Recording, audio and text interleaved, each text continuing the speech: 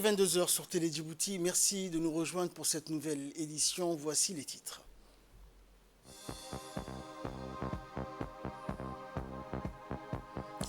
Le président de la République, Ismaël Omar Guelleh, est arrivé à Kampala pour prendre part au sommet de l'organisation régionale, notamment l'IGAD. Et la banque BCIMR rencontre l'énergie entrepreneuriale de la ville de l'Unité.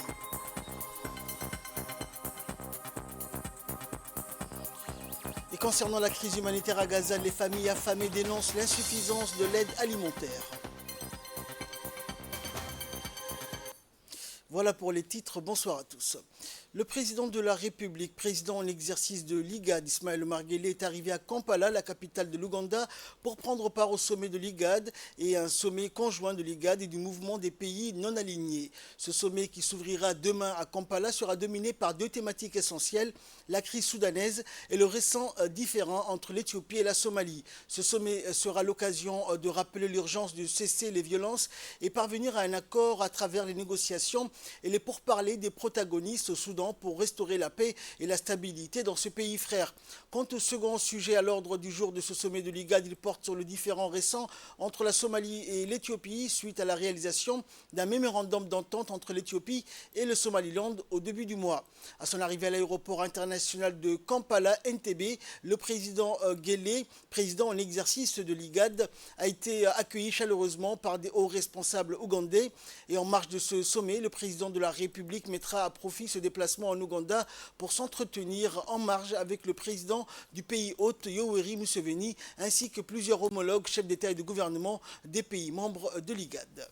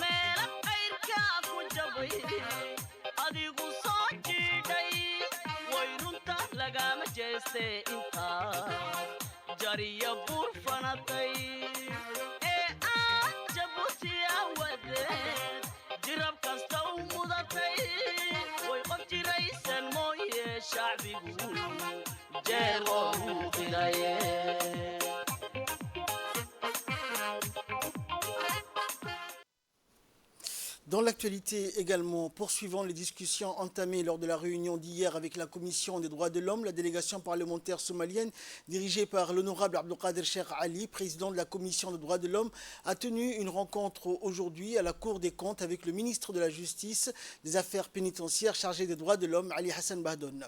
Cette rencontre s'est tenue en présence de la vice-présidente, l'honorable Safia Elmi, et le second vice-président, l'honorable Omar Ahmed Ouaïs, également présent, le président du groupe d'amitié Djibouti-Somalie, et la présidente de la commission de la législation et président accompagné de ses membres de la commission. Lors d'une réunion, le ministre de la Justice a souligné les progrès notables accomplis dans la réorganisation des structures publiques de la République de Djibouti.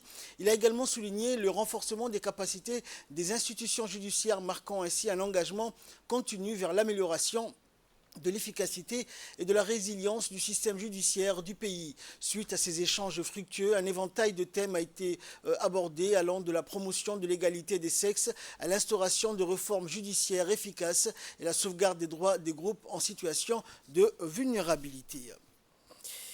Les premiers membres du bataillon Hill 11 ont pris les airs hier en direction de Baladweyne, en Somalie, à bord de l'avion MA-60 de l'armée de l'air djiboutienne.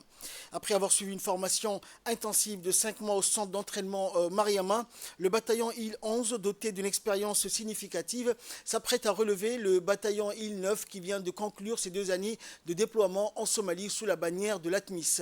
Le départ a revêtu une importance particulière avec la présence sur les lieux du chef d'état-major général des armées, le général de corps d'armée Zakaria Cheikh Ibrahim, aux côtés du colonel-major Mohamed Kayad, sous-chef d'état-major à la défense, ainsi que des hauts responsables des forces armées djiboutiennes. Sur le tarmac de l'aéroport, le général a adressé ses dernières directives aux soldats, leur souhaitant une totale réussite dans leur mission.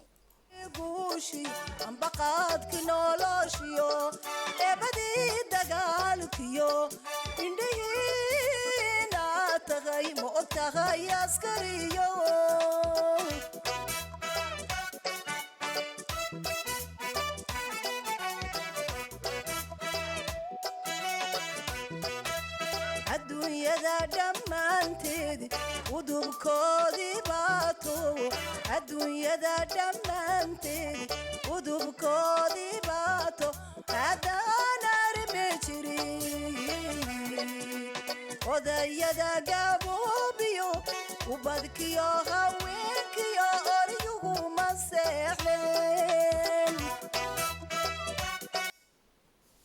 Et le départ des premiers éléments du bataillon IL 11 a marqué le retour tant attendu des premiers militaires du bataillon IL 9 qui a terminé sa mission. La première rotation qui a quitté Baladouine tôt ce matin a atterri à Djibouti vers midi, accueilli chaleureusement par le ministre de la Défense chargé des relations avec le Parlement, Hassan Omar Mohamed Burhan, et le chef d'état-major général des armées, le général de corps d'armée Zakaria Cheikh Ibrahim. L'atmosphère était empreinte de joie et de reconnaissance alors que ces héros revenaient au pays. Les autorités présentes ont salué leur dévouement et leur sacrifice, soulignant l'importance de leur mission et leur contribution à la sécurité régionale.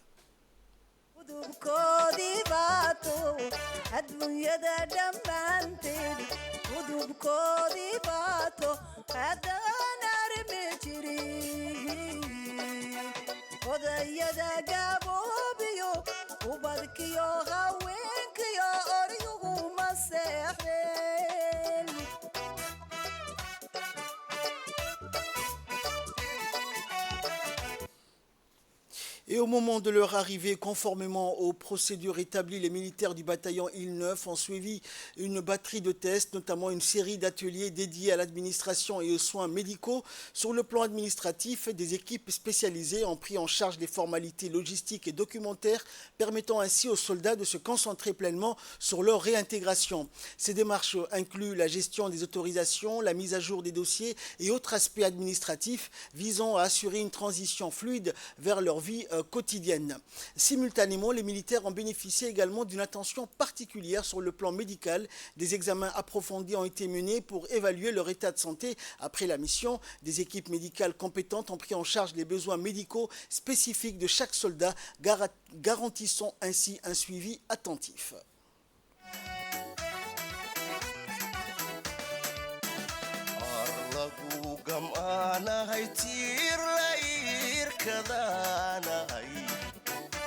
adiga hadantaanahay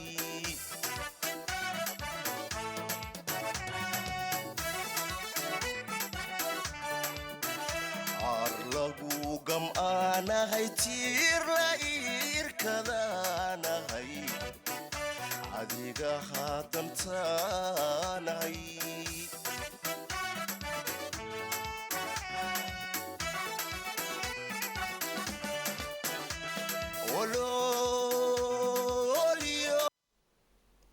Et la clôture de la cérémonie s'est déroulée de manière festive et culturelle, mettant en lumière une prestation remarquable du groupe folklorique Harbi de l'armée djiboutienne. Ces festivités colorées et rythmées étaient spécifiquement dédiées au retour des militaires du bataillon IL 9, ajoutant une dimension particulière à l'événement.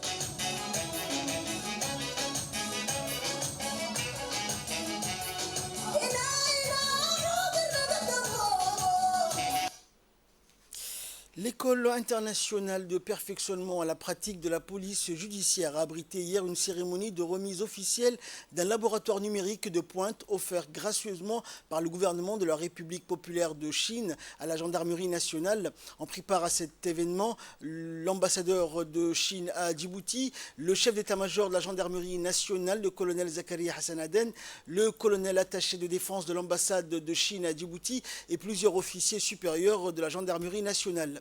Le chef d'état-major a d'abord accueilli l'ambassadeur au salon VIP où ils se sont entretenus brièvement avant de procéder à l'inspection des équipements du laboratoire numérique et du personnel de la gendarmerie formé à l'utilisation de ces équipements. Au cours de la cérémonie, le diplomate chinois et le colonel Zakaria ont paraphé les documents de réception du dit laboratoire.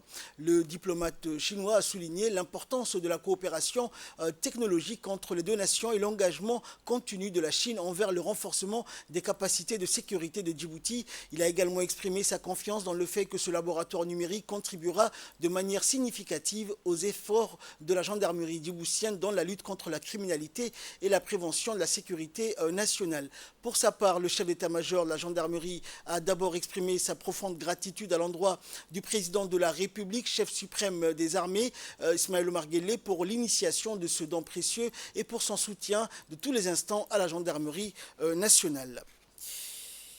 Et toujours en nouvelles du pays, l'Agence nationale des personnes handicapées, l'ANPH, a organisé ce matin une cérémonie de remise d'équipements pour les personnes en situation de handicap à l'Escale International Hotel. Cette cérémonie s'est déroulée en présence du président des autorités des ports et des zones franches, Bakar Omar Haddi, ainsi que du directeur général de l'ANPH, de Ali Saïd, de la représentante du PNUD à Djibouti, du représentant adjoint de la China Merchant Group en Afrique et du conseiller économique commercial de l'ambassade de Chine à Djibouti, ainsi que de plusieurs hauts cadres et responsables de l'ANPH. Cette cérémonie s'inscrit dans le cadre d'une aide technique grâce à ce partenariat tripartite de la part de la société China Merchant avec la collaboration du Programme des Nations Unies pour le développement auprès de l'Agence nationale des personnes handicapées. La cérémonie s'est clôturée par la remise de clés de moto électriques et la traditionnelle photo de famille.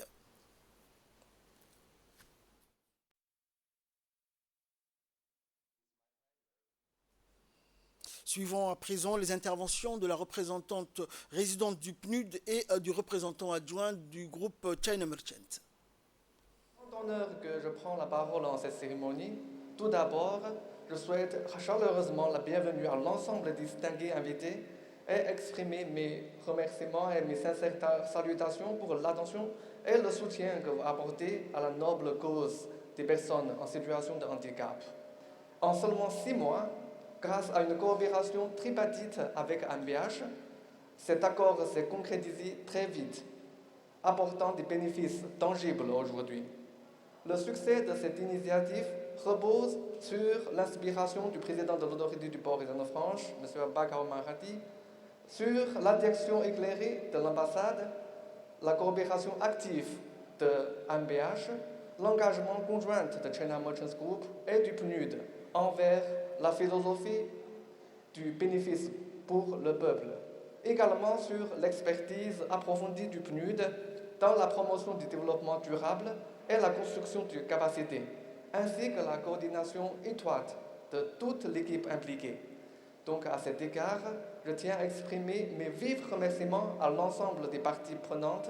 C'est pour moi un honneur de participer à cette cérémonie de remise des équipements de personnes à mobilité réduite, qui a été rendue possible grâce à une collaboration que j'appelle fructueuse et productive avec le groupe China Merchants Group.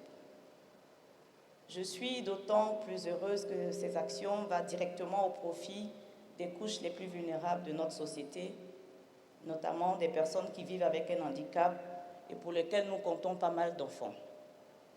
Je voudrais, au nom du PNUD et à mon nom personnel, remercier très sincèrement le groupe China Merchants Group pour la confiance placée au PNUD, remercier très sincèrement la NPH pour cette collaboration fructueuse et qui permet donc à travers ce qu'on appelle la responsabilité sociale de l'entreprise, permettra donc de redonner à plus de 200 personnes le sourire, comme l'a indiqué de façon si éloquente le représentant de China Merchants Group. Nous nous réjouissons donc de ce partenariat qui met en avant nos avantages comparatifs, puisque nous avons travaillé main dans la main ANPH, PNUD et China Merchants Group depuis le début donc, de l'identification des besoins pour nous assurer que nous mettons en avant ce qui est vraiment propice pour les populations bénéficiaires. Et de son côté, le directeur général de l'ANPH, de Ali Saïd Mohamoud, a indiqué que la cérémonie de remise d'équipements était le témoignage d'un engagement indéfectible en faveur de l'autonomisation et de l'inclusion des personnes handicapées. L'Agence nationale des personnes handicapées, a-t-il rappelé, était une structure autonome qui a pour mission de promouvoir la protection des droits des personnes handicapées. Il a exhorté les bénéficiaires de veiller à la maintenance et à l'entretien de ces équipements. Une importante réunion portant sur la présentation des rapports annuels de l'année 2023 s'est tenue dans la salle de réunion de la préfecture de la région de Tadjoura. Cette réunion qui a été présidée par le préfet Mohamed Ahmed Abbas, avec à ses côtés le président du conseil régional, Omar Hussein Omar. Cette réunion a regroupé tous les responsables des services déconcentrés de la région de Tadjoura et chaque responsable de service respectif a présenté à tour de rôle ses activités réalisées et en cours de réalisation. Une réunion riche en échanges et débats a eu lieu entre les différents services et des questions pertinentes ont été échangées. Et le préfet de Tadjoura et le président du conseil régional ont mis l'accent sur les différentes procédures et stratégies à respecter ainsi que les défis à relever.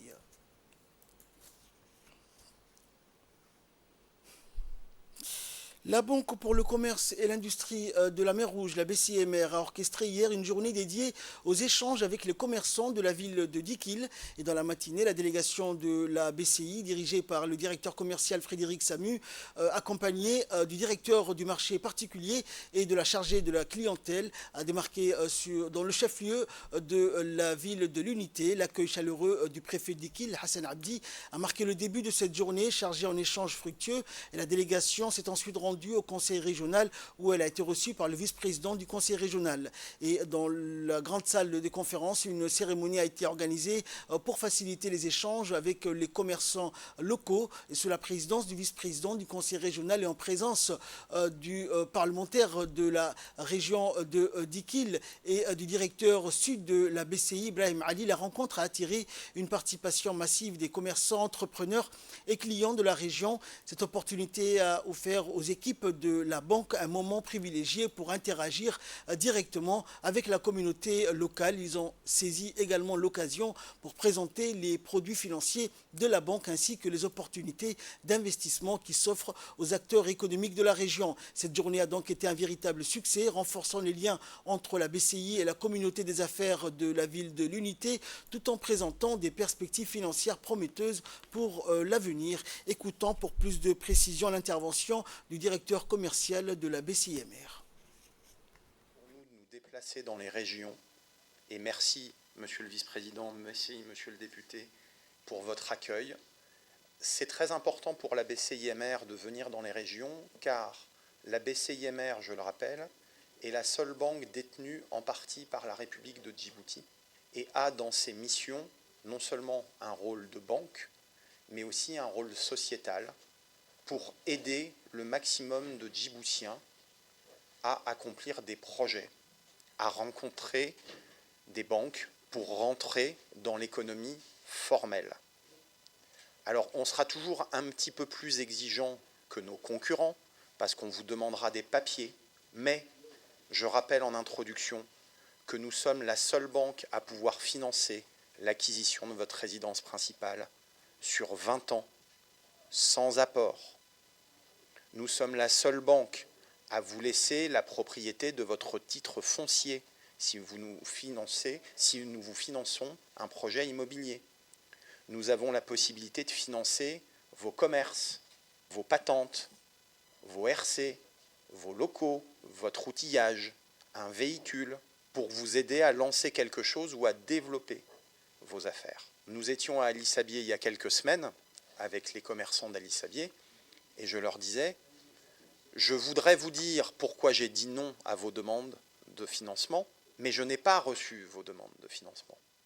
Donc, j'attends de cet échange que vous nous disiez ce qui ne va pas, ce qui va bien, mais aussi que vous me disiez pourquoi nous ne recevons pas plus de demandes pour qu'on puisse vous accompagner dans la réalisation de vos projets, que ce soit à titre personnel ou sur vos différents commerces. Actualité internationale à présent, Blinken rencontre Kagame pour apaiser les tensions avec la République démocratique du Congo. Le secrétaire d'État américain Anthony Blinken a rencontré le président rwandais Paul Kagame en marge du Forum économique mondial de Davos. Blinken a déclaré que les États-Unis s'engageaient à améliorer les relations diplomatiques entre le Rwanda et le Congo. Cette rencontre symbolise la volonté de Washington de pouvoir gérer les conflits, notamment en RDC, en travaillant avec le président Kagame. Et enfin, c'était dans les titres de cette édition, les familles affamées dénoncent l'insuffisance de l'aide alimentaire. Des bénévoles à Rafah se sont efforcés de distribuer des repas composés de lentilles et de pâtes. Mais plus de 100 jours après le début de l'assaut d'Israël sur l'enclave palestinienne, de nombreuses familles affirment que l'aide fournie est loin d'être suffisante pour nourrir l'ensemble de leurs membres. Un rapport soutenu par l'ONU en décembre dernier a révélé que le 2,3 millions d'habitants de Gaza faisaient face à des niveaux de crise de la faim avec le risque de famine augmentant chaque jour. La proportion de la population confrontée à une insécurité alimentaire aiguë a atteint le niveau le plus élevé jamais enregistré à l'échelle mondiale. La plupart de l'aide humanitaire parvient à l'enclave par Rafah, à la frontière avec l'Égypte. Et cependant, les agences humanitaires signalent des difficultés croissantes à répondre à la demande croissante, exacerbant la crise. La situation alimentaire critique à Gaza souligne également l'urgence d'une action internationale pour garantir une aide humanitaire adéquate et mettre fin au conflit qui continue de dévaster la région. Les organisations internationales appellent à une mobilisation immédiate afin d'éviter une catastrophe humanitaire imminente et de soulager la souffrance de la population de Gaza. C'est la fin de cette édition. Merci à vous de nous avoir suivis.